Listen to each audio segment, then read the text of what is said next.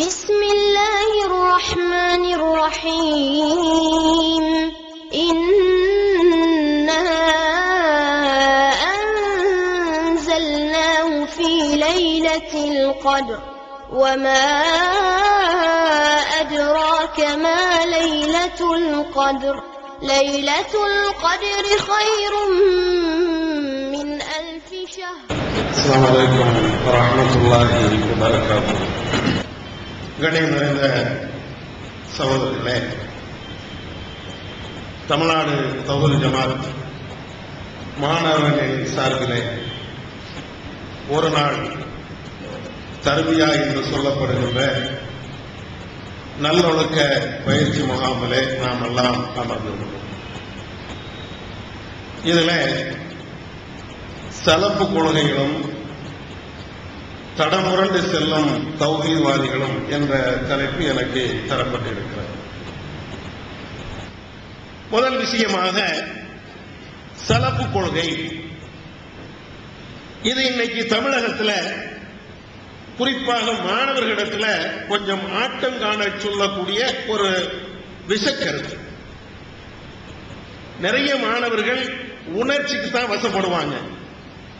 உணர்ச்சி பூர்வமா உன்னை சொல்லியாச்சுன்னா அப்படின்னு நிற்கிறான், அறிவுபூர்வமா சொல்லியாச்சுன்னா அறுக்கிறான்டா இவன் அப்படிங்கிறான். மாணவருடைய ஸ்டைல் அப்படித்தான். இப்போ உணர்ச்சிக்கு முக்கியத்துவம் கொடுக்காம அறிவுக்கு முக்கியத்துவம் கொடுக்கணும். அதுக்கு தான் நம்ம இந்த தலைப்பெல்லாம் எடுத்திருக்கிறோம். இந்த சலப்பு கொள்கை என்று மாணவர்களுக்கு மத்தியில் அல்லது ஏனைய மக்களுக்கு மத்தியில் வைக்கக்கூடிய இவர்கள் என்ன ஆதாரங்களை முன்வைக்கிறார்கள்? இது சரியான ஆதாரம் தானா? சலப்பு அப்படின்ற ஒரு கொள்கை இருக்குதா? மார்க்கத்திற்கும் அதற்கும் என்ன தொடர்பு என்பதை சில புள்ளி விவரங்களோடு ஆதாரத்தோடு நான் உங்களுக்கு சொல்றேன். சலப்பு அப்படின்னா அது ஒரு அரபி வார்த்தை. சீன் லாம் ஃபே சலப் அப்படிம்பாங்க. அரபி உச்சரிப்பு வரலன்னா சலபு அப்படின்வாங்க. சலப் சலப் அப்படிங்கக்கூடிய அந்த வார்த்தைக்கு நேரடியான அர்த்தம் முன்னோர்கள் அப்படின்னு அர்த்தம். முன்னோர்கள் அப்படின்னு அதுக்கு ஒரு அர்த்தம் இருக்கு. சலப் அப்படின்னு சொன்னா அந்த வார்த்தைக்கு முன்னோர்கள் அர்த்தம். அப்ப சலப்பு கொள்கைன்னா என்ன? அப்படி ஒரு கொள்கையை அல்லாஹ்வோ ரசூலா நமக்கு சொன்னாங்களா அப்படின்னு நீங்க குர்ஆன் ஹதீஸை எடுத்து பார்த்தீங்கன்னா ஒரு இடத்திலேயும் சலப் அப்படிங்கிற வார்த்தையை, அதாவது கொள்கை சார்ந்த இந்த வார்த்தையை பார்க்கவே முடியாது. இஸ்லாம் என்ற வார்த்தை இருக்கும், அது கொள்கை சார்ந்த ஒரு வார்த்தை. தௌஹீத்ங்கிற ஒரு வார்த்தை இருக்கும், அதுவும் கொள்கை சார்ந்த ஒரு வார்த்தை. சலப்பு கொள்கை அப்படின்னு சொல்லி குர்ஆன்லயோ ஹதீஸ்லயோ எங்க தேடினாலும் அதுக்கு ஜீரோ தான் பதில். இதை புரியறதுக்கு இன்னொன்னு உங்களுக்கு சொன்னா உங்களுக்கு தெரியும். நம்ம ஊர்கள்ல மதுஹப் வச்சுக்கிறாங்களா இல்லையா? மதுஹப்ங்கிறது அது ஒரு கொள்கை. குர்ஆன் ஹதீஸ்ல எங்கேயாவது மதுஹப் கொள்கைன்னு தேடினா கிடைக்குமா? ஷாஃபி மதுஹப் குர்ஆன்ல இருந்து தேடி பாருங்க, இல்ல. ஹனபி மதுஹப் தேடி பாருங்க, இல்ல. ஹம்பலி மதுஹப் இல்ல, அல்லது மாலிகி மதுஹப் இல்ல, ஔசாஇ மதுஹப் இல்ல. குர்ஆன் ஹதீஸ்ல தேடி பார்த்தா இந்த மதுஹப்ங்கிறது ஜீரோவா தான் இருக்கும், ஒண்ணுமே இல்லை. அதே ஸ்டைல்ல சலப்பு கொள்கை அப்படின்னு குர்ஆன் ஹதீஸ்ல போய் நீங்க பாத்தீங்கன்னா ஒரு இடத்துல கூட இத மாதிரி வார்த்தை அல்லது இப்படி ஒரு கொள்கை இருக்குது இதை பின்பற்றணும் அப்படிங்கிறதுக்கு எங்கேயுமே ஆதாரம் கிடையாது. அப்ப இதை எங்க இருந்து கண்டுபிடிச்சாங்க? இது எப்படி உருவாச்சு அப்படின்னு நீங்க பாத்தீங்கன்னா மதுஹப் எப்படி உருவாச்சோ அதே மாதிரிதான் சலப்பு கொள்கையும் உருவாச்சு. மதுஹப்புக்கும் சலப்பு கொள்கைக்கும் ஒரு வித்தியாசம் கிடையாது, ரெண்டும் ஒண்ணுதான். என்ன? மதுஹப்வாதிகள் சுன்ன ஜமாத்துங்கிற பேர்ல இருப்பான், சலப்புங்கிறவன் தௌஹீத்ங்கிற பேர்ல இருப்பான். இதுதான் வித்தியாசம். ரெண்டுக்கும் உள்ள வித்தியாசம். ரெண்டுமே மதுஹப் கொள்கை தான். இவன் சுன்ன ஜமாத்து, நாங்க தர்காவுக்கு போவோம், நாங்க மதுஹப் பின்பற்றுவோம்னு தெளிவா சொல்லுவான். இவன் என்ன செய்வான்? நான் சலப்பு கொள்கை உள்ளவங்க, நாங்க தௌஹீத், ஒரிஜினல் தௌஹீத் அப்படிமா. ஆனா இருக்கிறது எல்லாம் மதுஹப் இந்த மாதிரி உள்ள வழிமுறைகளை தான் அவங்க பின்பற்றுவாங்க. அதனால அடிப்படை ஒரு விஷயம் என்னன்னா சலப்பு கொள்கை அப்படின்னு நீங்க குர்ஆன்ல ஹதீஸ்ல எங்கேயுமே பார்க்க முடியாது. எப்படி வந்துச்சு அது அப்படின்னா நபி அவருடைய காலத்திற்கு பின்னால் சஹாபாக்களுடைய காலம், அவங்களுக்கும் அடுத்த காலம் தாபி அப்படின்னு சொல்லக்கூடிய அந்த தாபியினுடைய காலம். அதற்கு அடுத்து தபா தாபி. இந்த வார்த்தைக்கு விளக்கம்னா கொஞ்சம் நேரம் ஆகும், லேசா நான் சொல்லிக்கிறேன். அதை இன்னொரு வார்த்தையில சொல்ல போனா, நபி அவர்களுடைய அடுத்த தலைமுறை சஹாபாக்கள், அதற்கு அடுத்த தலைமுறை தாபி, அதற்கு அடுத்த தலைமுறை தபா தாபி. ரசூலுல்லாஹ் ஒரு தலைமுறை, அடுத்த தலைமுறை சஹாபி, அதுக்கு அடுத்த தலைமுறை தாபி, அதுக்கு அடுத்த தலைமுறை தபா தாபி. இந்த தபா தாபின்னு சொல்லக்கூடிய இந்த தலைமுறையில தான் இந்த சலஃப்ங்கிற வார்த்தையே பயன்பாட்டுக்கு வருது. எப்படி வருது? தபா தாபியினுடைய காலகட்டத்தில் ஒரு கொள்கை சார்ந்த ஒரு விவாதம் அந்த சமுதாயத்தில் ஏற்படுது. என்ன கொள்கை அப்படின்னா, அல்லாஹ்விற்கு கை இருக்குது, குர்ஆன்ல வரும், யதுல்லாஹி மக்லூலா, அல்லாஹ்வுடைய கை மூடப்பட்டு இருக்கிறது என்று யூதர்கள் சொல்கிறார்கள். அல்லாஹ்வுடைய கை எப்பவுமே விரித்து தான் இருக்கிறது இப்படின்னா குர்ஆனுடைய வசனம். இது அல்லாஹ்வுக்கு கை இருக்குது. அதே மாதிரி அல்லாஹ்வுக்கு முகம் இருக்கிறது, அதுதான் குர்ஆனுடைய வசனம். அல்லாஹ்வுக்கு கால் இருக்கிறது இப்படி எல்லாம் வரும். அல்லாஹ்வுக்கு கை இருக்கிறது, அல்லாஹ்வுக்கு முகம் இருக்குது, அல்லாஹ்வுக்கு கால் இருக்குது, இப்படி எல்லாம் வரும். இப்படி எல்லாம் அல்லாஹ்வுடைய கை, அல்லாஹ்வுடைய கால் அப்படின்னு வரக்கூடிய இந்த வார்த்தைக்கு அந்த தபா தாபியினுடைய காலத்தில் சில அறிஞர்கள் என்ன செஞ்சாங்கன்னா, அல்லாஹ்வுடைய கை என்றால் கை அப்படின்னு விளக்கம் கொடுக்க கூடாது, அர்த்தம் கொடுக்க கூடாது. அல்லாஹ்வுடைய முகம் என்றால் முகம் என்று அர்த்தம் கொடுக்க கூடாது, உண்மையான முகம் அப்படின்னு சொல்லக்கூடாது. அதுக்கு வேறு வியாக்கியானம் அப்படின்னாங்க. என்னப்பா வியாக்கியானம்? அல்லாஹ்வுக்கு கையினா அல்லாஹ்வுடைய ஆற்றல் அப்படின்னு அர்த்தம். இப்ப சொல்லுவோமா இல்லையா, ஜெயலலிதாவுடைய கையை வலுப்படுத்துவோம் அப்படின்னா அவங்களுடைய சக்தியை வலுப்படுத்துவோம். அதே மாதிரி அர்த்தானை கொடுக்குறாங்க. அப்ப கையினா அல்லாஹ்வுக்கு கை இருக்குதுன்னா அல்லாஹ்வுக்கு உண்மையிலே இந்த மாதிரி கை கிடையாது, சக்தி இருக்குதுன்னு அர்த்தம். அல்லாஹ்வுக்கு முகம் இருக்குதுன்னா அல்லாஹ்வுடைய அருள் அப்படின்னு அர்த்தம். இப்படின்னு அந்த இறைவனுடைய வார்த்தைக்கு, இறைவனுடைய உருவம் சம்பந்தமான வார்த்தைக்கு இப்படி ஒரு விளக்கம் கொடுத்தாங்க. அந்த நேரத்தில் தான்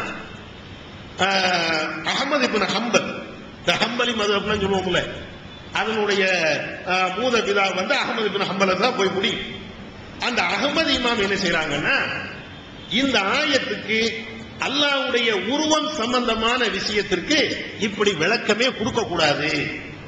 அல்லாஹ்வுடைய கையினா கை அப்படின்னு விளங்கு, அல்லாஹ்வுடைய கால்னா கால்னு விளங்கு, அல்லாஹ்வுடைய முகம்னா முகம்னு விளங்கு, அல்லாஹ்வுடைய கை என்பதற்கு சக்தி, பவர் இப்படின்னு விளங்காத. ஏன் விளங்கக்கூடாது? நம்முடைய சலஃபுகள் இப்படித்தான் புரிஞ்சாங்கன்னு அவர் தான் முதல்ல சொல்றாரு. யார் சொல்றா? அஹ்மத் இப்னு ஹம்பல். அஹ்மத் இப்னு ஹம்பல் அவங்க தான் சொல்றாங்க, நீ அல்லாஹ்வுடைய கை என்றால் கையினி நீ விளங்கு, அதற்கு சக்தின்னு விளக்கம் கொடுக்காத, பவர்னு விளக்கம் கொடுக்காத. ஏன்?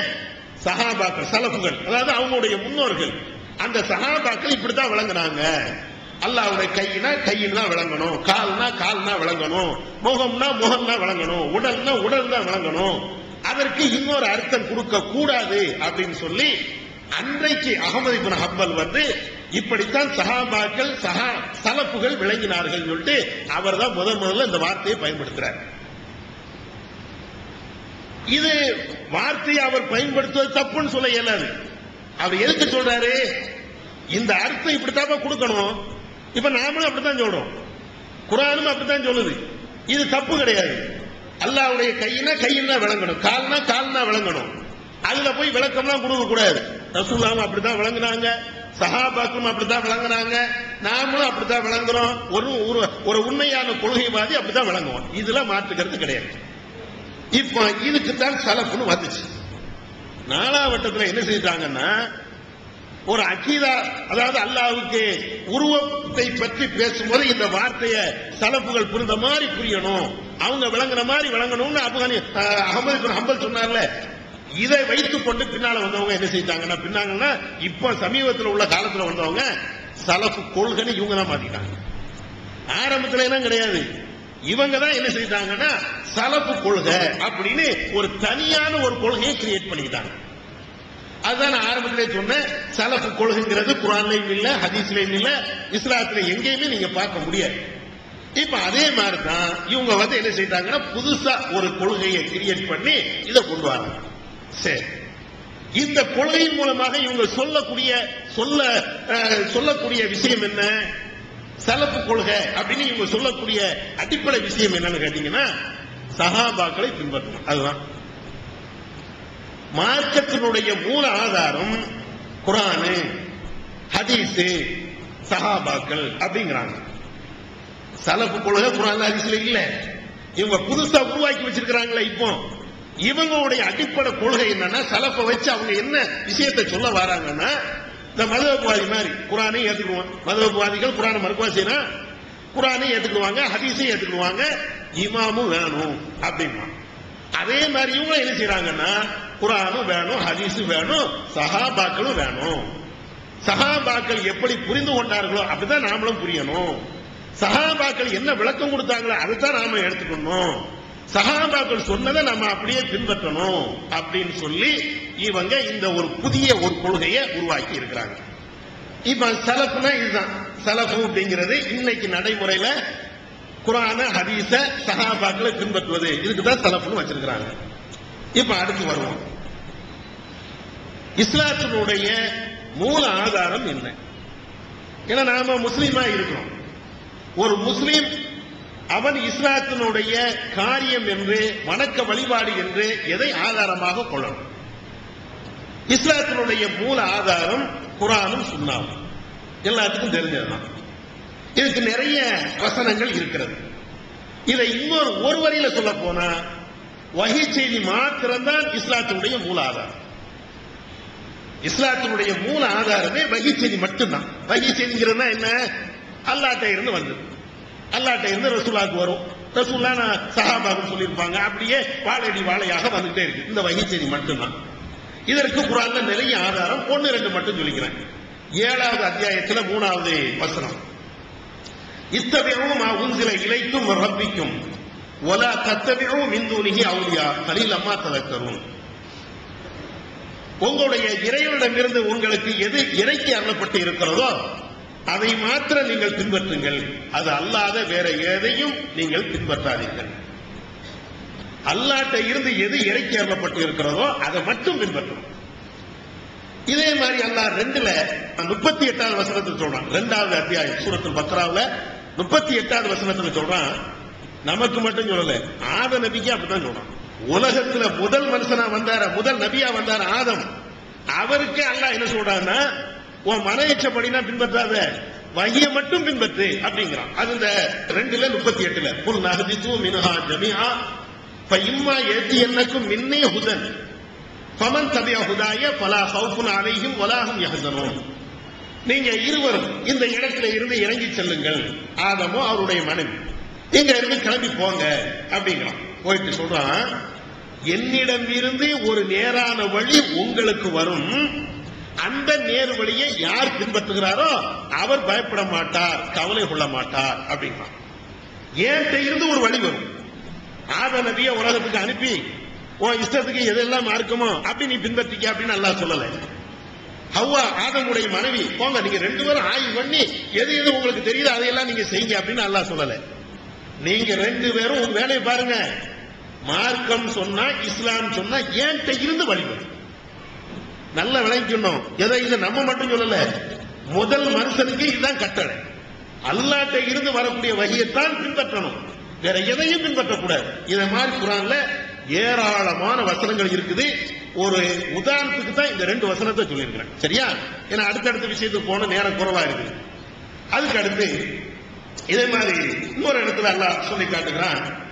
சூரத்துல் அன்ஆம் என்ற சூறாவுல 153வது வசனம், 6வது அத்தியாயம் 153வது வசனத்தில் சொல்லுவான், வ அன்ன ஹாதா சிராத்தி முஸ்தகீமா ஃபத்தபிஊஹு வலா தத்தபிஉ சுபுல ஃபதஃபர்ரக பிக்கும் அன் சபீலிஹி.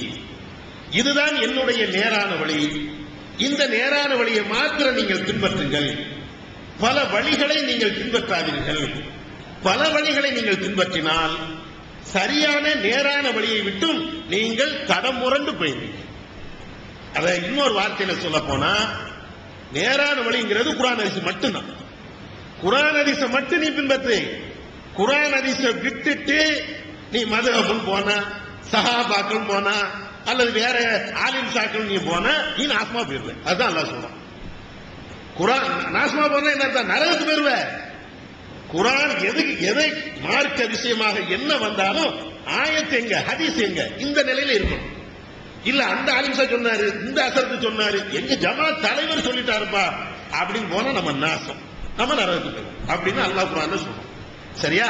அப்ப இது சூரத்துல் அன்ஆம்ல 6வது அத்தியாயத்துல 153வது வசனம்.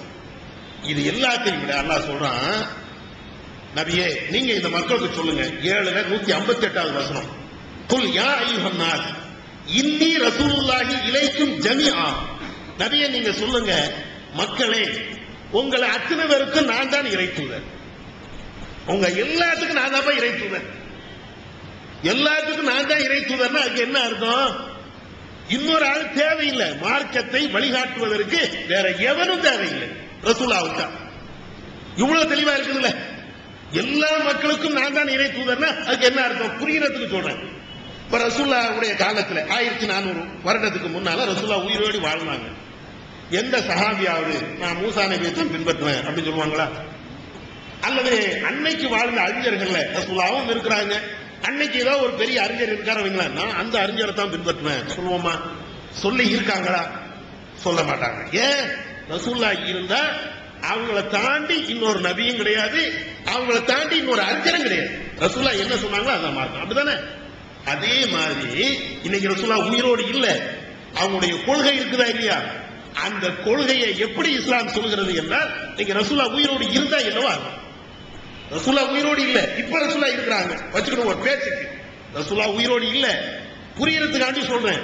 ரசூலுல்லாஹ் இப்ப உயிரோடு இருந்தா நான் ஷாஃபி இமாம் பின்பற்றுவேன் அப்படின்னு சொன்னா, நான் ஹனபி இமாம் பின்பற்றுவேன், நான் சஹாபியை பின்பற்றுவேன்னா ரசூலுல்லாஹ் நம்மளை செருப்பால் அடிக்க மாட்டாங்களா? எதுக்குடா நான் தூதரு?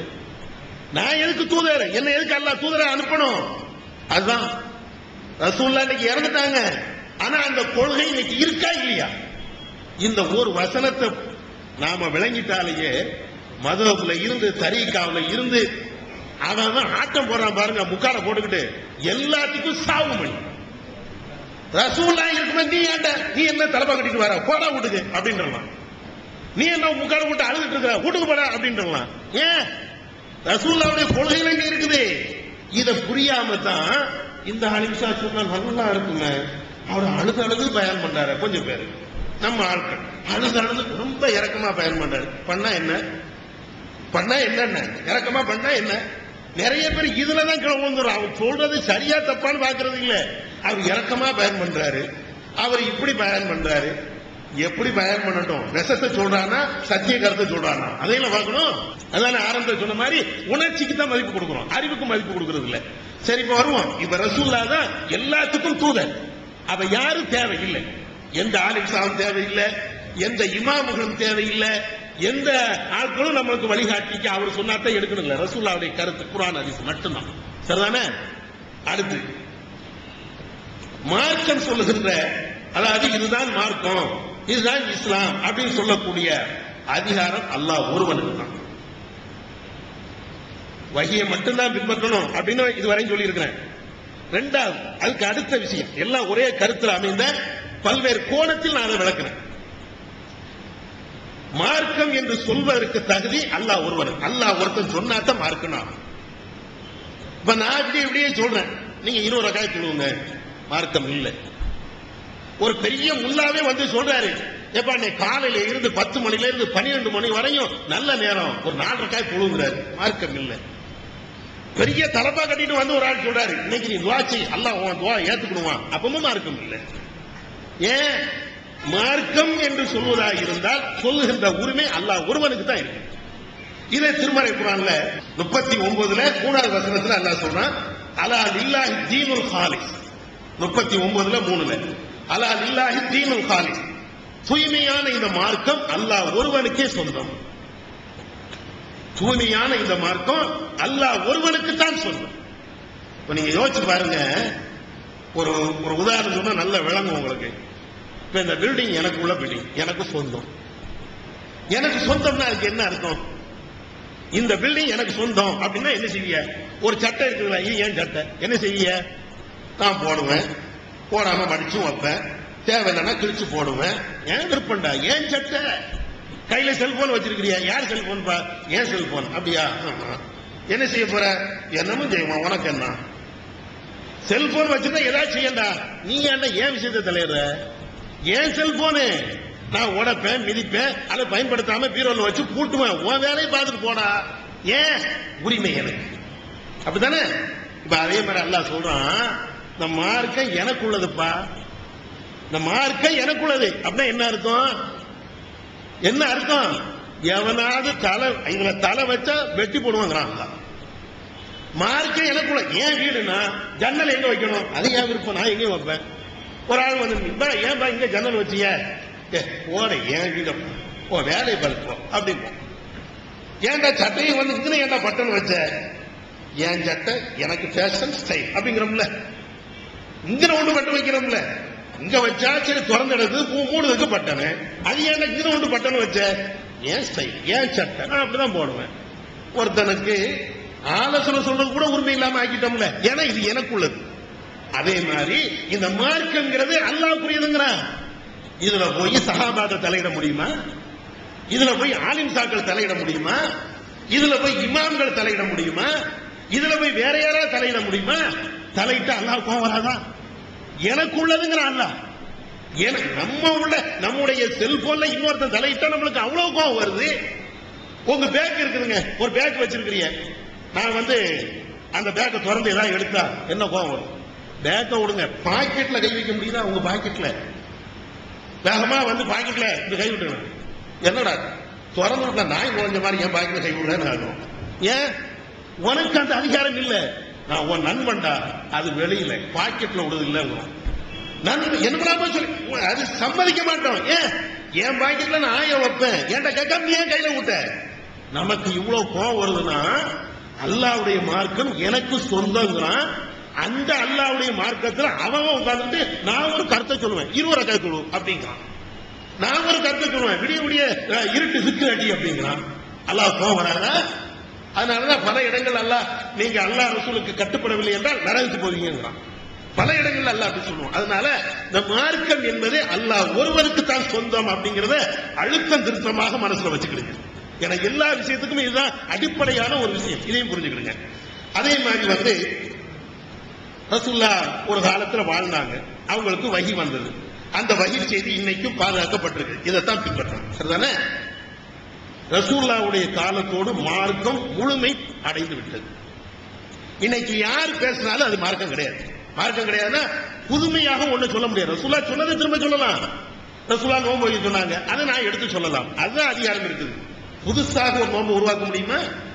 ரசூலுல்லாஹ் ரமலான் மாசத்துல நோன்பு வைக்க சொன்னாங்க, அல்லாஹ்வும் சொல்லிட்டான் ரமலான் முழுவதும் நோன்பு வைங்க. நான் வந்து நின்று அது எதுக்கு வருஷம் வருஷம் ரமலான் வைப்பானே, அடுத்த வருஷத்துல இருந்து துல்ஹஜ் மாசம் ஒரு மாசம் நோன்பு வச்சுக்கணும் அப்படின்னு சொன்னா அது ஏத்துக்கிட முடியுமா? ஏத்துக்கிட மாட்டோம். ஏன் ஏத்துக்கிட மாட்டோம்? அந்த மார்க்கத்தை சொல்லுகின்ற அதிகாரம், மார்க்கத்தில் தலையிடுகின்ற அதிகாரம் அது ரசூலுல்லாஹ்வுடைய காலத்தோடு முடிஞ்சு. இது அல்லாஹ் திருக்குர்ஆன்ல சொல்லி காட்டுகிறான். 5வது அத்தியாயத்துல 3வது வசனத்துல, 5வது அத்தியாயம் 3வது வசனத்துல சொல்றான், அல் யௌம அக்மல்து லக்கும் தீனக்கும், உங்களுடைய மார்க்கத்தை நான் முழுமைப்படுத்தி விட்டேன். இஸ்லாம் என்ற இந்த மார்க்கத்தை நான் முழுமை ஆக்கியாச்சு.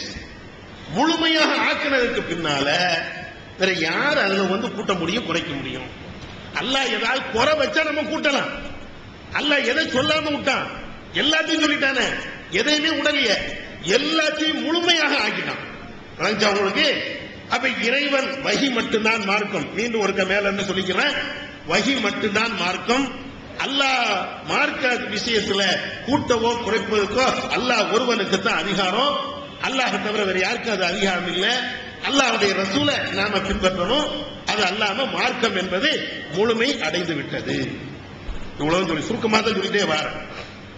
இதையும் ஒருத்தன் கேட்கலன்னு வைங்களேன், இவ்வளவு இதையும் கேட்கல, நான் புதுசா உருவாக்குவேன், சஹாபாக்களை பின்பற்றணும்னு சொல்லுவேன், சலப்பு கொள்கைன்னு சொல்லுவேன், மதுரப்பு கொள்கை அப்படின்னு ஒருத்தன் சொல்றான். அது சரி நீங்க நினைச்சீங்கன்னா மறுமையில என்ன தண்டனை அப்படிங்கறத அல்லாஹ்வுடைய தூதர் சொல்றாங்க. இது சஹீஹ் முஸ்லிம்ல இடம்பெறக்கூடிய செய்தி. 2697வது நம்பர்ல இடம்பெறுகிறது. 2697ல இடம்பெறக்கூடிய ஒரு ஹதீஸ். மன் அமில அமலன் லைஸ அலைஹி அம்ருனா ஃபஹுவ ரத்துன். நாம சொல்லாத, நாம ஏவாத, நாம அங்கீகரிக்காத ஒன்றை ஒருவர் மார்க்கம் என்று செய்கிறார் என்றால் அது மறுமையில நிராகரிக்கப்படும், தூக்கி எறியப்படும் அப்படிங்கிறாங்க. மறுமையில அது தூக்கி எறியப்படும் அப்படின்றாங்க. தூக்கி எறியப்படும்னா என்ன அர்த்தம்? போடா நரகத்துக்கு, அதான் அது அர்த்தம். நரகத்துக்கு போ. அப்ப மார்க்கம் என்றால் அல்லாஹ் ரசூல் சொன்னதுதான் மார்க்கம். வேற யாரு சொன்னாலும் அது பேர் மார்க்கம் இல்லை அப்படிங்கிறத நீங்கள் புரிந்து கொள்ளுங்கள். சரி, அடுத்த விஷயத்துக்கு வருவோம். ஒரே ஒரு விஷயத்தை தான் சொல்லி இருக்கிறேன். என்ன விஷயம்னா, மார்க்கம் என்பது குர்ஆன் ஹதீஸ் மட்டும்தான் மார்க்கம், வஹி மட்டும்தான் மார்க்கம், வேற எதுவுமே மார்க்கம் இல்லை. மார்க்கம் முழுமை அடைந்து விட்டது அப்படிங்கிறத சொல்லியிருக்கிறேன். சரியா? இப்ப அடுத்து வேறு சில முக்கியமான விஷயங்களுக்கு போக வேண்டி இருக்கு. அதனால இதை இதோட முடிச்சுக்கிட்டு அடுத்த பாயிண்ட் போவோம். இந்த சலஃபு கொள்கை அப்படின்னு சொல்லக்கூடியவங்க சஹாபாக்களை பின்பற்றணும் அப்படிங்கிறாங்க. ஏப்ப சஹாபாக்களை பின்பற்றணும் அப்படின்னு நீங்க ஒரு கேள்வி கேட்டா சில ஆதாரங்களை வைப்பாங்க. அதுதான் முக்கியம். அவங்க சில ஆதாரங்களை வைக்கிறாங்கல்ல, அந்த ஆதாரம் சரியா தப்பா அப்படிங்கிற நம்ம ஆய்வு பண்ணணும்ல. இப்ப அந்த விஷயத்துக்கு உள்ள போகும். சஹாபாக்களை பின்பற்றக்கூடாதுங்கிறது குர்ஆன் ஹதீஸ் அடிப்படையில் அது நம்ம அடிக்கடி சொல்றதுதான், தெரிஞ்சதுதான். இப்ப அவங்க சில ஆதாரங்களை வைக்கிறாங்க. சஹாபாக்களை பின்பற்றணும், கண்டிப்பாக பின்பற்றணும் அப்படின்னு சொல்லிட்டு சில ஆதாரங்கள் வைக்கிறாங்க. அதுல முதல் ஆதாரம் என்னன்னா, சஹாபாக்கள் குர்ஆன் இறங்கக்கூடிய காலத்தில் வாழ்ந்தவங்க, குர்ஆனுக்கு அற்புதமாக விளக்கத்தை தரக்கூடியவங்க. ரசூலுல்லாஹ்வுடைய காலத்துல சஹாபாக்கள் வாழ்ந்தாங்கல்ல. அப்ப ரசூலுல்லாஹ் சொல்லும் போது ரசூலுல்லாஹ்ட்ட நேரடியாக பாடம் படித்தவங்க சஹாபாக்கள். அவங்க மாதிரி நம்ம விளங்க முடியாது, அவங்கள மாதிரி நாம புரிந்து கொள்ள முடியாது. ஆயத்து ரசூலுல்லாஹ்க்கு இறங்குதுன்னா இவங்க நேரடியா பார்த்தாங்க, அந்த ஆயத்து விளக்கத்தை நேரடியா சொல்லுவாங்க. ஒன்னாலே என்னாலும் சொல்ல முடியுமா? சஹாபாக்கள் புரிந்த மாதிரி குர்ஆனை ஒன்னாலே என்னாலே புரிய முடியுமா? அதனாலதான் சஹாபாக்களை பின்பற்றணும். விளங்குதா உங்களுக்கு? சஹாபாக்களை ஏன் பின்பற்றணும்னா, குர்ஆனுக்கு அவங்கள விட்டா வேற யாரும் விளக்கம் சொல்ல முடியாது. அவ்வளவு அற்புதமா விளக்கம் சொல்லுவாங்க. உன் விளக்கத்தை விட சஹாபாக்குடைய விளக்கம் பெருசு இல்லையா? நீ நேற்று வந்தவன, உனக்கு என்னப்பா குர்ஆனை பத்தி விளக்கம் தெரியும்? சஹாபாக்கள் அது ரசூலுல்லாஹ்வுடைய மடியில உட்கார்ந்து படிச்ச ஆட்கள். உன் விளக்கம் பெருசா, சஹாபாக்குடைய விளக்கம் பெருசா அப்படிம்பாங்க. இந்த வாதத்தை எல்லாம் சில பேர் கேட்டிருக்கலாம். கேட்காம இருந்தாலும் உளுத்து போன இந்த வாதத்தை தான் திரும்ப திரும்ப சொல்லுவாங்க. சஹாபாக்கள் நம்ம ஆக முடியாது அப்படின்னு சொல்லுவாங்க. சரி, முதல்ல குர்ஆனை விளக்குவது யார்? ஏன்னா குர்ஆனை விளக்குறதுக்கு சஹாபாக்கள் அப்படின்னு ஒரு ஆர்குமெண்ட் வைக்கிறாங்கல்ல. நீ நான் விளக்க முடியாது, வேற யாரும் விளக்க முடியாது. ஏன்னா அவங்க தான் சூப்பரா புரிஞ்சாங்க, அவங்க புரிஞ்ச மாதிரி நம்ம புரிய முடியாது அப்படின்னு சொல்றாங்கல்ல. இந்த குர்ஆனை விளக்கக்கூடிய பொறுப்பை யாருக்கு அல்லாஹ் தந்திருக்கான்? சஹாபாக்களுக்கு அல்லாஹ் கொடுத்தானா? கொடுத்தா நம்மளே ஏத்துக்கிடுவோம்.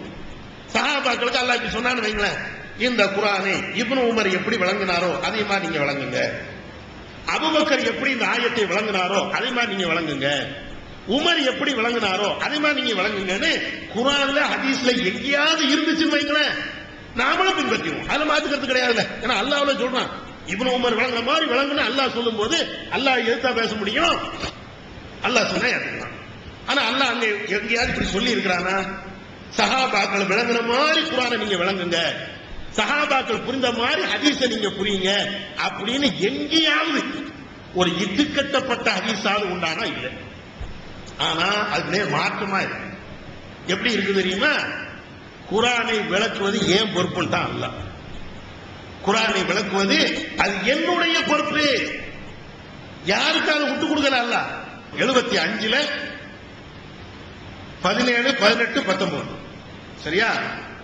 இன்ன அலைனா ஜம்அஹு வ குர்ஆனா ஃபைதா கரஅனாஹு ஃபத்தபிஉ குர்ஆனா சும்ம இன்ன அலைனா பயான். அல்லாஹ் சொல்றான் சூரத்துல் கியாமா என்று சொல்லப்படுகின்ற 75வது அத்தியாயத்தில் 17, 18, 19 வசனம். அது என்ன சொல்றான்?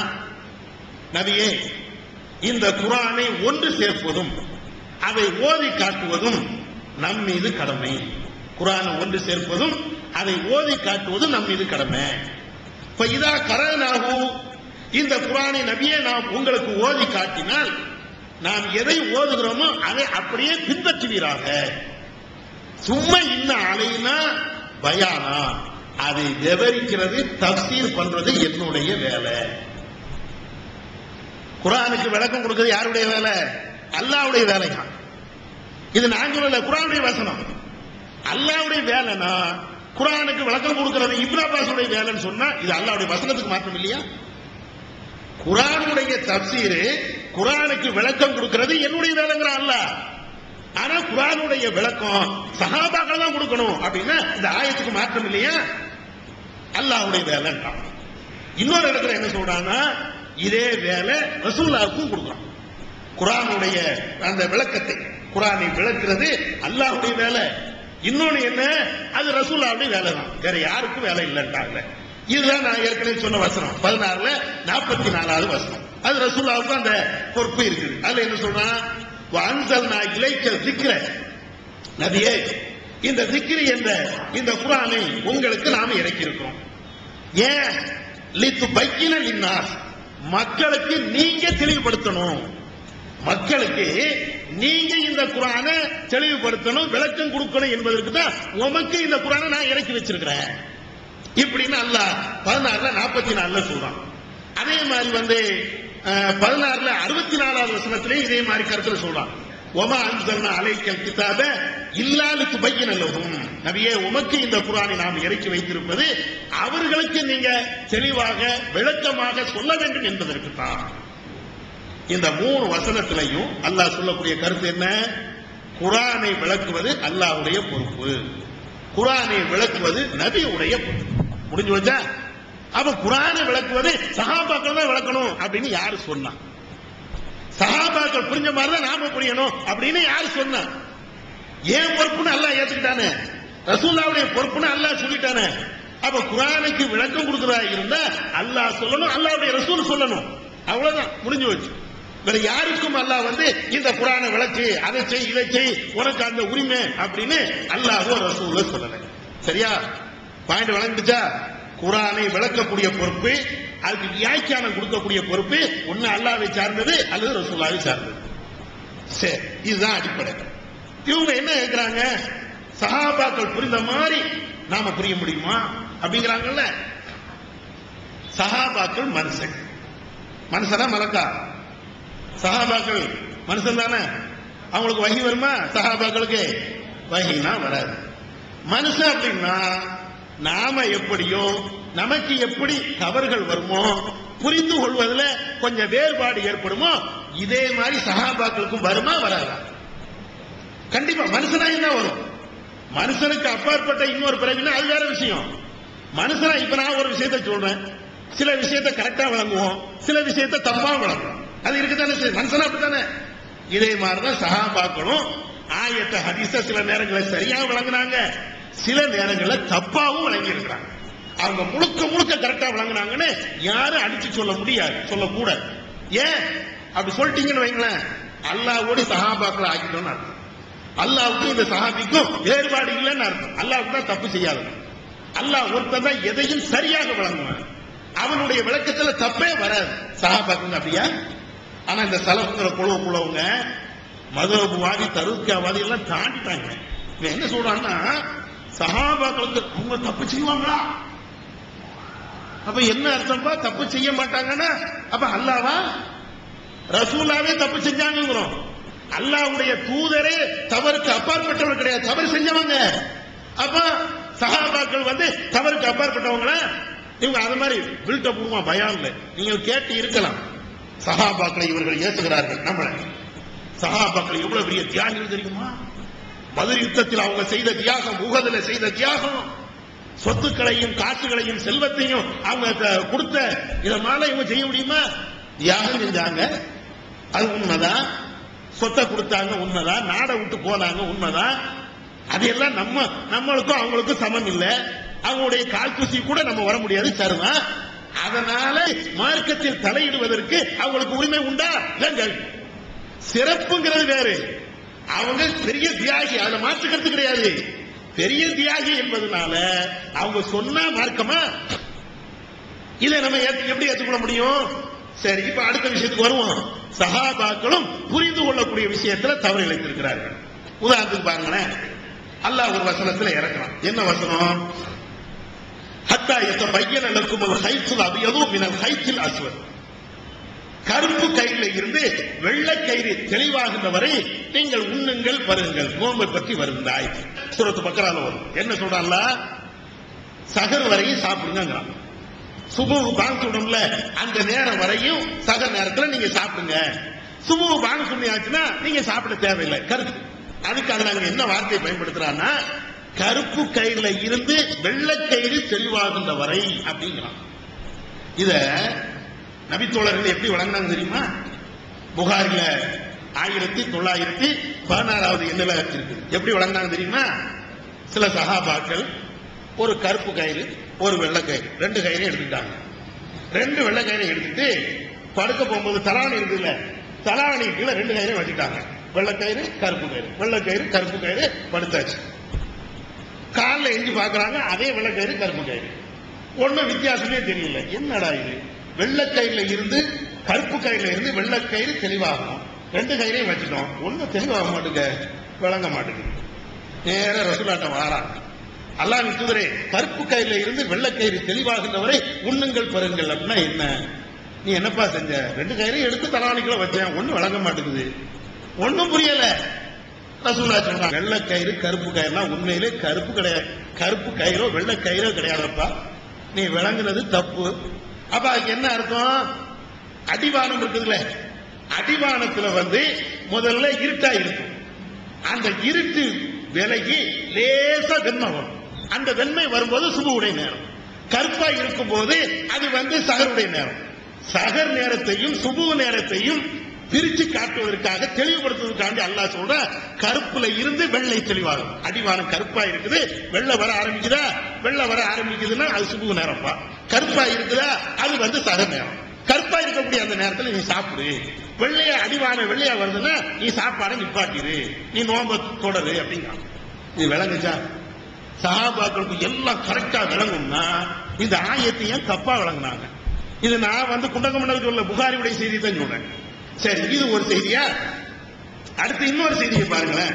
புகாரில 1420வது ஹதீஸ்ல இடம்பெறுகின்ற இன்னொரு செய்தி.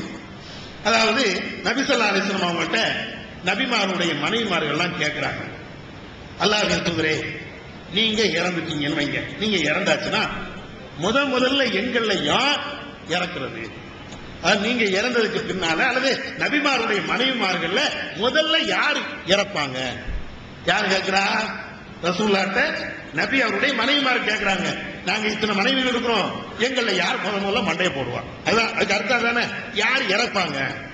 உடனே ரசூலுல்லாஹ் சொல்றாங்க, அத்துவல்குன்ன யதன், உங்கள கை யாருக்கு நீளமா இருக்குதோ அவங்கதான் அப்படின்ட்டாங்க ரசூலுல்லாஹ். முதல்ல இறக்குறது கை யாருக்கு நீளமா இருக்குதோ அவங்கதான் முதல்ல இறப்பாங்க. உடனே ரசூலுல்லாஹ்வுடைய மனைவிமார் எல்லாரும் சேர்ந்து ஒரு டேப்பை எடுத்துட்டு கையை அளக்குறாங்க, யார் கை பெருசு? ரசூலுல்லாஹ் அப்படிதான் சொன்னாங்க, கை நீளம் அப்படின்னு. உடனே எல்லாரும் அளக்க ஆரம்பிச்சாங்க, உன் கை பெருசா என் கை பெருசா, யாருடைய கை பெருசு? அதுக்கு அப்புறம் தான் மனைவிமார்கள் விளங்கிட்டாங்க, அதாவது கை பெருசுனா உண்மையிலே கை பெருசு கிடையாதான். என்ன அர்த்தம்? அதுக்கு நிறைய தர்மம் கொடுக்கக்கூடிய ஆள். ரசூலுல்லாஹ் அதைத்தான் கைங்கிறாங்க. கையின்னு முதல்ல சொன்னது கை நீளமான ஆளு அப்படி ரசூலுல்லாஹ் சொன்னது, உண்மையிலே கை பெருசான்னு சொன்னது இல்லையா? எதுக்கு சொல்லியிருக்கிறாங்க? கை அதாவது நிறைய தர்மம் கொடுத்தாரு. நம்ம இப்ப சொல்லுவோம்ல, நிறைய செலவினம் உள்ள ஆளு, அவன் கொஞ்சம் கை நீளம், 40 கிலோமீட்டர் இருக்குமா, நம்ம நக்கல் அடிப்போம், அப்படிதான் கேட்போம். கை நீளப்பா அவனுக்கு, அப்படி நிறைய அடிக்கக்கூடியவனுக்கும் அப்படிதான் சொல்லுவோம்.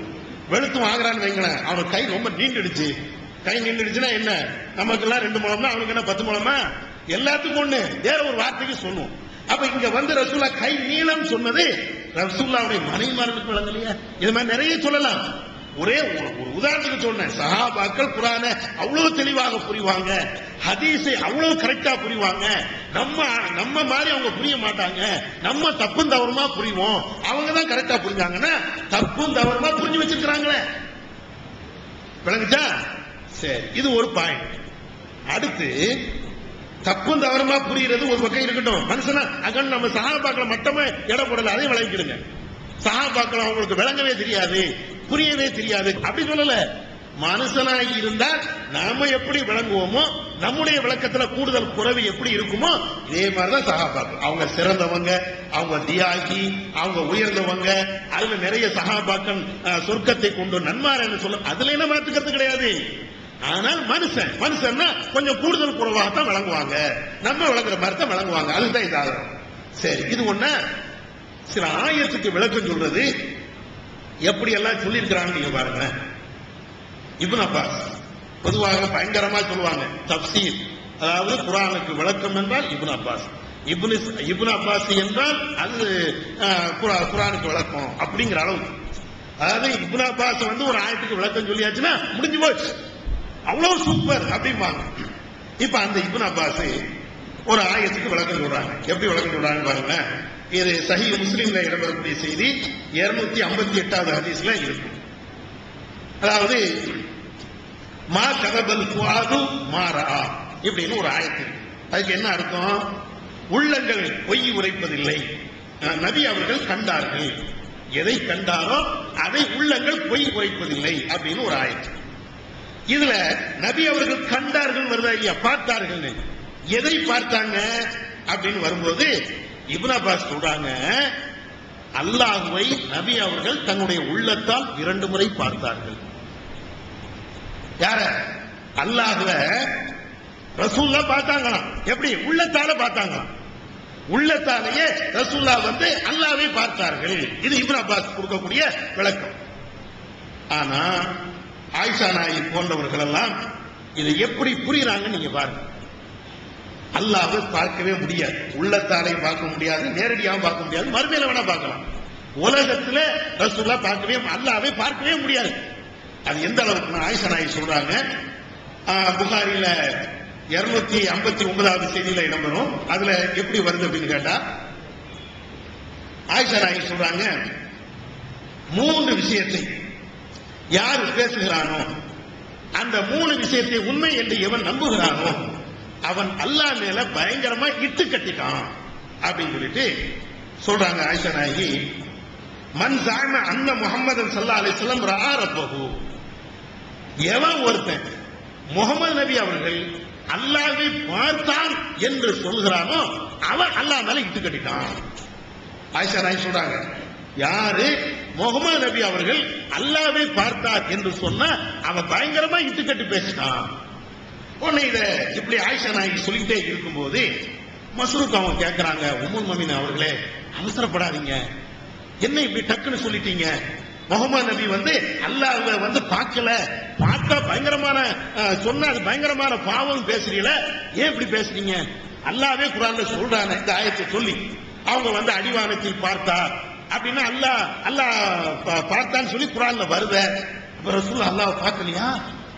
அல்லாஹ் பார்த்தானே ரசூலா அல்லாஹ்வை பார்த்தாங்கன்னு சொல்லக்கூடிய இந்த வசனத்துக்கு என்ன அர்த்தம் அப்படின்னு ஆயிஷா நாயகி சொல்றாங்க, எப்பா உண்மையிலேயே இந்த வசனத்தை பற்றி நான் முதல்ல ரசூலாட்ட கேட்டேன்.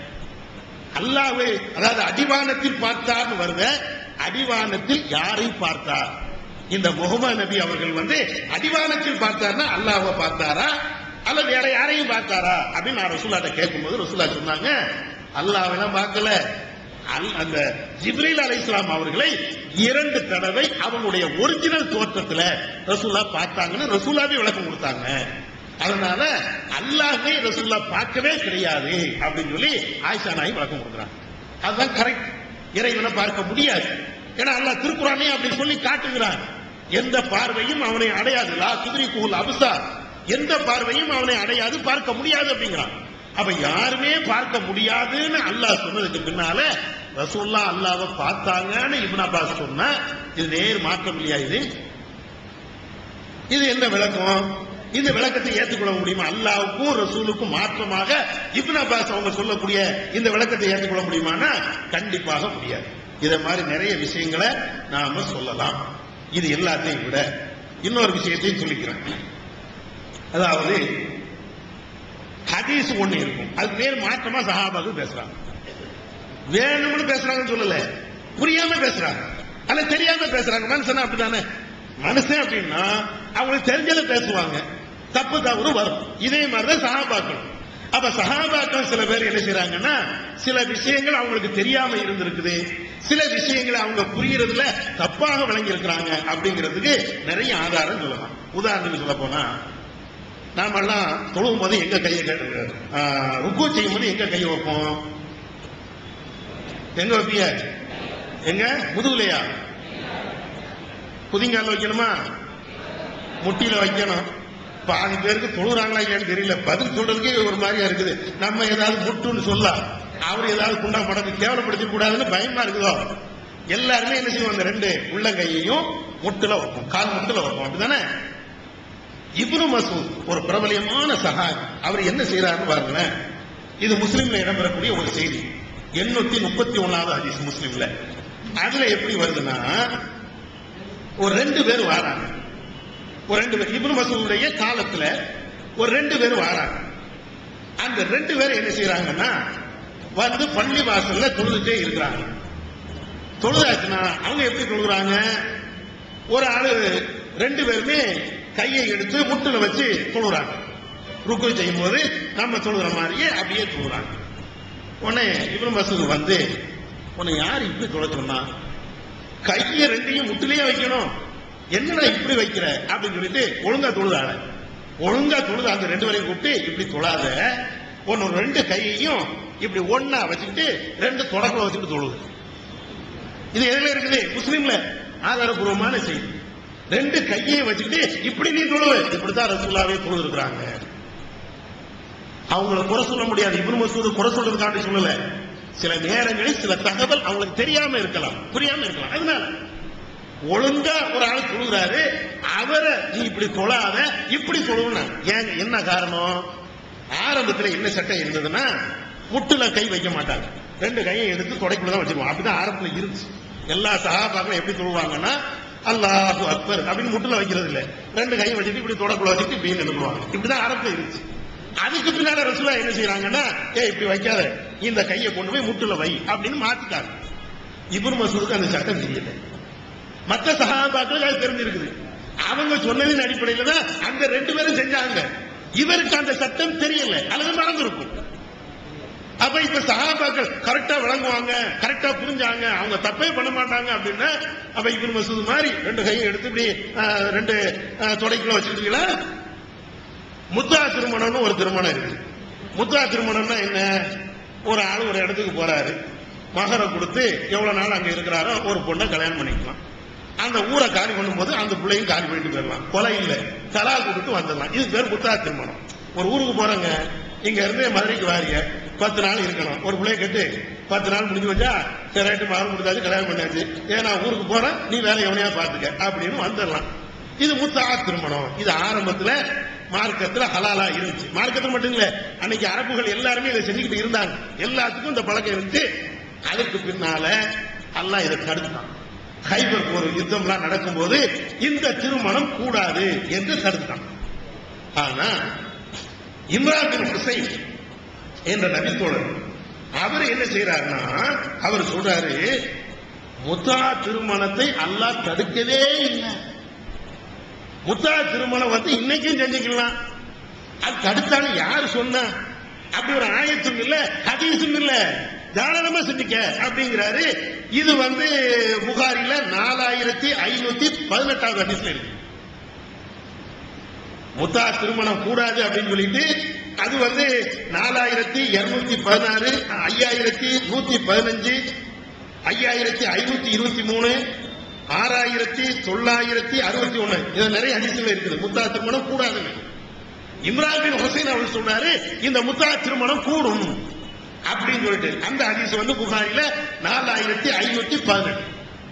நம்ம என்ன ஆகிறோம்னா, சஹாபாக்களை பின்பற்றணும் சொல்லக்கூடிய சலஃபுகளை அத்தனை பேரும் பேசாம ஊருக்கு 4 கல்யாணத்தை பண்ணிட்டு போகணும். பண்ணாலும் பண்ணுவானுங்க. அந்த குரூப் எல்லாம் அப்படிதான் அலைகிறான். எங்கடா பிள்ளை இருக்குதுன்னு பாக்கலாம், ஏதாவது ஒண்ணு கட்டிட்டு விட்டுட்டு போறான். சில பேர் அதையும் செய்யறான். அவரை வந்து பயங்கரமான பிரச்சாரம் நம்பிட்டு இருந்தான். ஆனா மார்க்கம் சொல்றதுக்கு ஒரு தகுதி வேண்டாமா?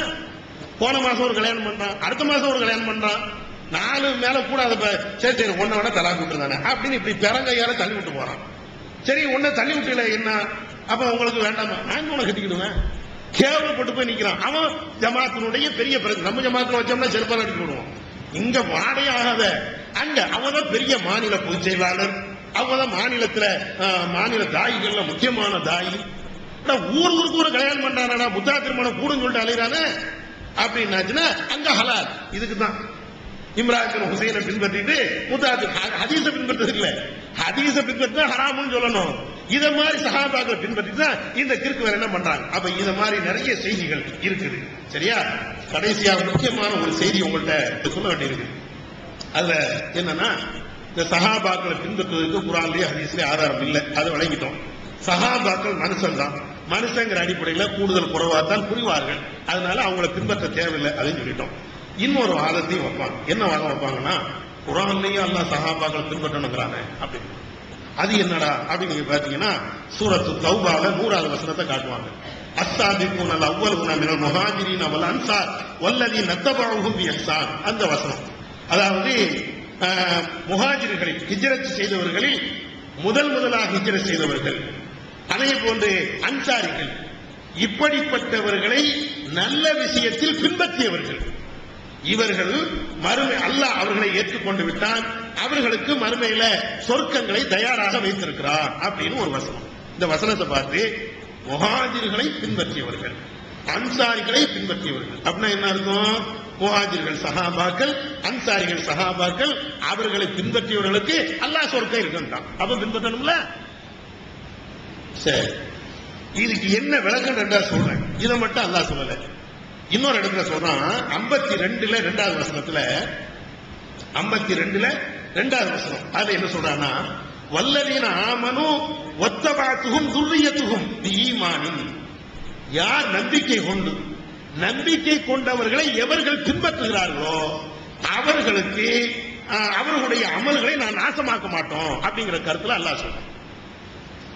ஈமான் கொண்டு ஒரு சாரா இருக்கிறாங்க, அவர்களை எவர்கள் பின்பற்றுகிறார்களோ அவர்களுடைய அமல்கள் எல்லாம் நல்லா இருக்கும் அப்படிங்கிற மாதிரி சொல்றாங்க. அப்ப என்ன செய்யணும்? மேல உள்ள வசனத்துல சஹாபாக்களை பின்பற்றணும்னு வருது, இந்த வசனத்துல மூமின்கள் எல்லாத்தையும் பின்பற்றணும் வருது. மூமின்கள் எல்லாத்தையும் நீங்க பின்பற்றினா உங்களை நான் பின்பற்றணும், என்ன நீங்க பின்பற்றணும். அப்படியா? இப்படி அர்த்தம் கொடுக்க முடியுமா? இப்படி அர்த்தம் கொடுத்தா முதல்ல சொன்னமே, மார்க்கம்ங்கிறது வஹி மட்டும்தான், அல்லாஹ் ரசூல் மட்டும்தான் பின்பற்றணும். ரசூலுல்லாஹ்வுடைய காலத்திலே மார்க்கம் முற்று பெற்று விட்டது, அல்லாஹ் முழுமையை அடைச்சிட்டான், யாரும் அதை கூட குறைக்க எதுவும் பண்ண முடியாது, அல்லாஹ் ரசூல் மட்டும்தான். இத மாதிரி ஆயிரக்கணக்கான வசனத்திற்கு இந்த வசனம் எதிர் இல்லையா? அல்லாஹ் ரசூலை மட்டும்தான் பின்பற்றணுங்கிறான். அப்ப இது சஹாபாக்கள் அப்படியே எடுக்கிறது. மார்க்க விஷயத்தை பற்றி அல்லாஹ் சொல்லல. ஒரு நன்மையை கூட்ட குறைக்க, ஒரு இபாதத்தை சொல்ல, அதை கூடும் கூடாது என்று சொல்வதற்கோ அதை பற்றி சொல்லல. நல்ல விஷயங்கள்னா என்ன? உதாரணமா, நான் இந்த ரோட் வழியா போறேன், அங்க ரோடு பிளாக் பண்ணிருக்கு, நீங்க பாய் சொன்னீங்க, பாய் அந்த ரோட் வழியா போவாதீங்க, ரோட பிளாக் பண்ணிட்டான், ரோட அடைச்சிட்டான், இப்படி போங்க முடியாது. உங்க பேச்சை கேட்டு நான் அப்படி சுத்தி போறேன். இது என்ன அர்த்தம்? உங்களை தான் பின்பற்றுங்க. உடனே உங்களை நான் மார்க்கத்துக்கு அத்தாத்தி ஆக்கிட்டேன்னு அர்த்தமா?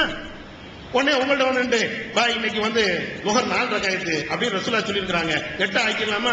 உடனே நீங்க சொல்றீங்க ஆமா 8 ஆக்கிடுங்கப்பா அப்படின்னு ஒண்ணு ஆக்கிடலாமா? உலக விஷயத்துல, நன்மையான விஷயத்துல இதை நாம செஞ்சுக்கலாம், பிரச்சனை இல்ல. யாரும் யாரையும் பின்பற்றிக்கலாம், அது பிரச்சனை இல்ல. நன்மையான காரியம் உங்களுக்கு சரின்னு பட்டதுன்னா ஏத்துக்க, தப்புனா நீ ஏத்துக்கிறாத, உலகம் அதைத்தான் நான் சொல்றேன். இப்படி உலக விஷயத்தை சொன்னதை மார்க்க விஷயத்துல ஆக்கிட்டான்.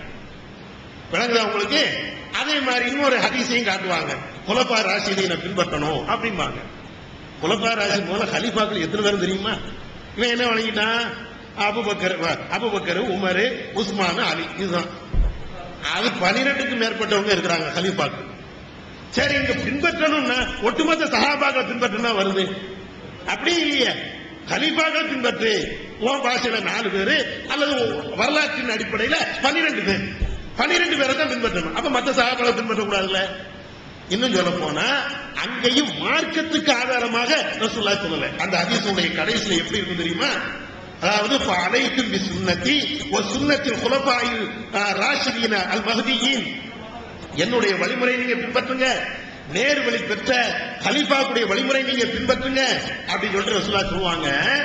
வ ஈயாக்கும் வ முஹதஸாத்தில் உமூர், உங்களையும் இந்த மார்க்கத்துல புதுமையாக உண்டு பண்ணக்கூடிய விஷயத்தையும் நான் எச்சரிக்கை செய்கிறேன். இன்னத்துள்ள முஹதஸத்தின் பித்ஆ, இந்த மார்க்கத்தில் எவன் புதுமையை உண்டு பண்ணுகிறானோ அவைகள் அனைத்துமே பித்ஆத்து. குல்லு பித்ஆத்தின் வலாலா, ஒவ்வொரு பித்ஆத்தும் வழிகள்.